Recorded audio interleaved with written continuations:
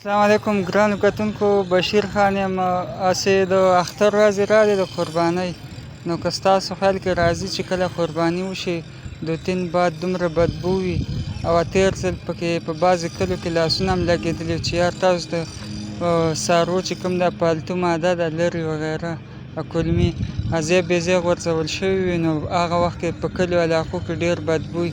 نو دې دپاره دا وخت زه په اسلام آباد کې یم، حکومتو ته داسې کاډۍ ووالي په پوکلیانو باندې چې کومه پالتو ماده یې هغه په دې کې وغورځوي او بیا پرې دا خاوره راواچوي، بند یې کړي، نو بدبو هر څه ختم شي، نو یو مکمل فضا همغسې پاتې شي برقرار. نو دغسې دا میسج دی، تاسو هم په خپلو علاقو کې دغسې پوکلیانې خو نه وي او نه څوک مشترکه کاډۍ وي، نو هر یو سړی د خپلې څاروي دپاره د خپل ځان دپاره دغسې کاډه وال پکار وي چې هغه خپله د څاروي بدبو چې کوم ماده کوي چې هغه په خپله سنبال کړي. ډېره مننه، ویډیو درڅخه شیر کړئ. وسلام.